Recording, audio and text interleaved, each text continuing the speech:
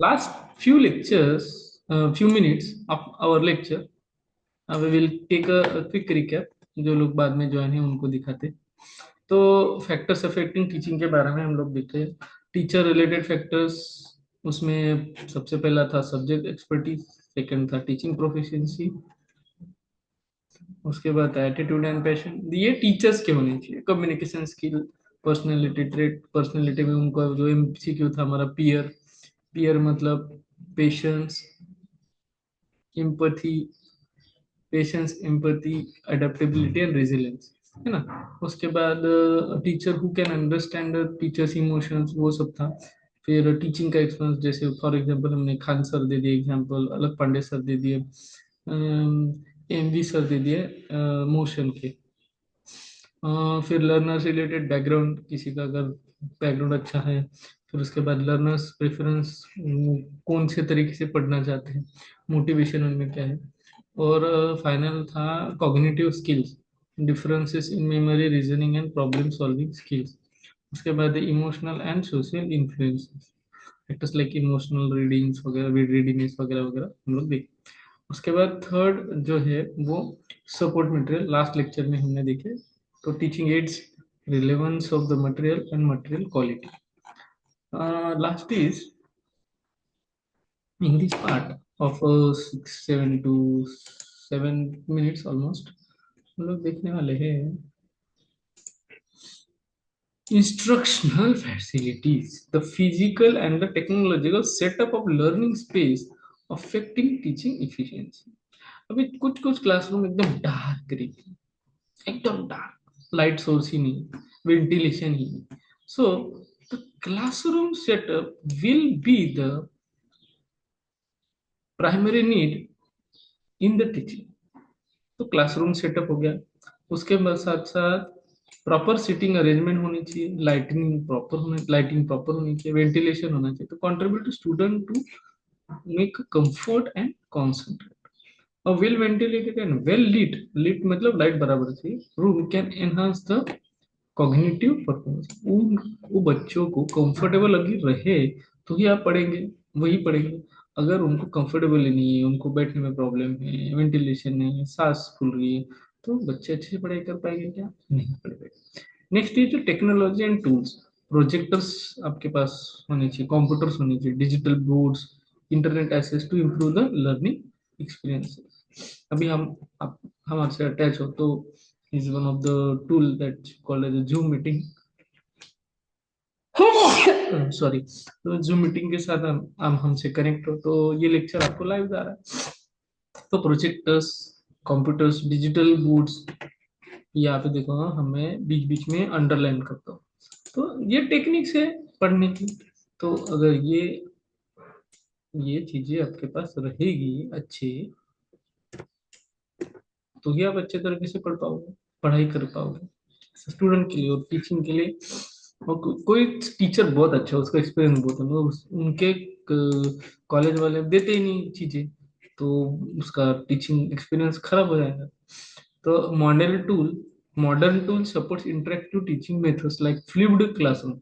Flipped classroom के बारे में मैंने आपको पहले भी बताया। फ्लिप्ड क्लासरूम में क्या होता है, आपको बच्चे को एक प्री एग्जाम, प्री लेक्चर एक टॉपिक देना होता है, वो पढ़ते हैं, उसके बाद आते हैं, फिर आप उनको पढ़ाते हैं, पढ़ाने के बाद वापस से जाके घर पे वही पैरेलली पढ़ते हैं। पैरेलली पढ़ना जो है, उनको असाइनमेंट देना या वो सब, तो ये आता है फ्लिप्ड क्लासरूम में।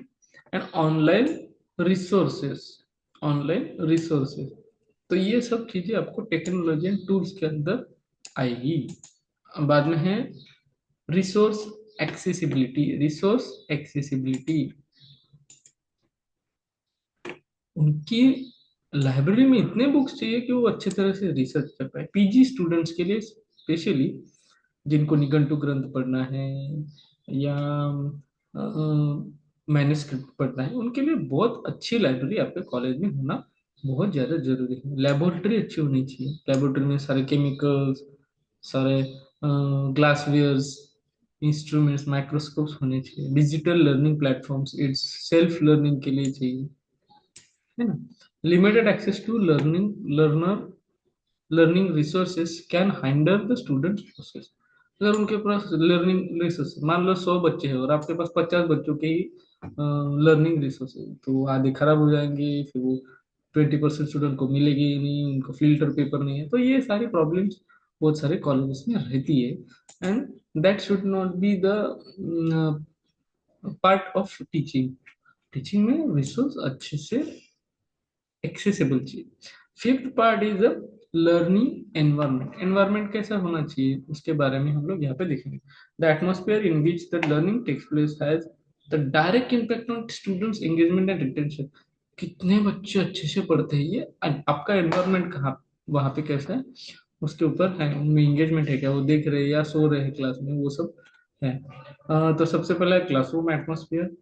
A positive, respectful, inclusive classroom foster active participation। अच्छी क्लासरूम रहे, उनको एकदम हेल्दी फील हो, कंफर्टेबल फील हो, तो बच्चे भी अच्छे से दिखते हैं।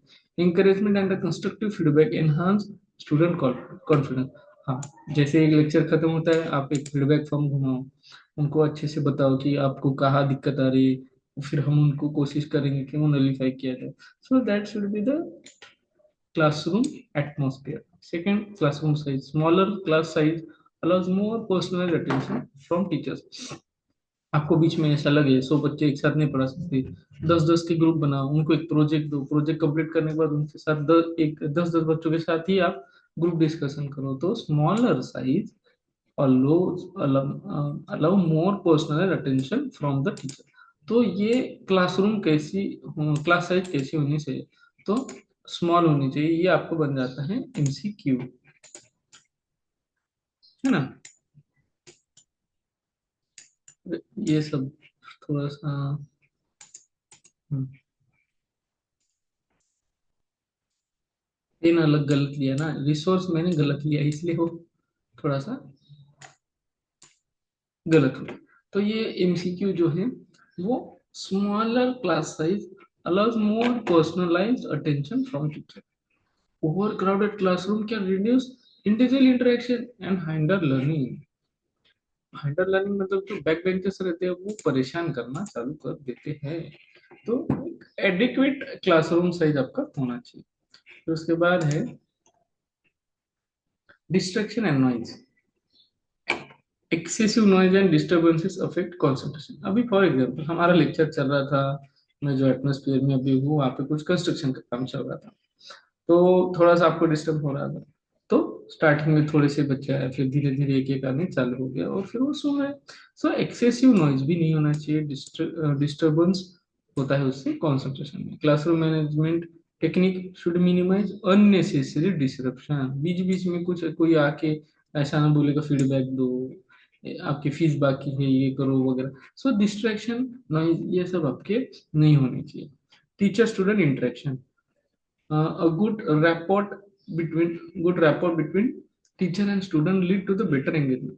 आप टीचर के साथ एक कनेक्शन बनाते हैं स्टूडेंट, और वो कनेक्शन से आप उनको अच्छे से समझ सकते हैं, उनकी एंगेजमेंट दे सकते हैं। बाद में क्लासरूम खत्म होने के बाद क्वेश्चंस पूछने अगर आपके पास स्टूडेंट्स आते हैं, तो मतलब आपने अच्छा लेक्चर दिया। आपको कोई क्वेश्चन क्या, कोई क्वेश्चन ही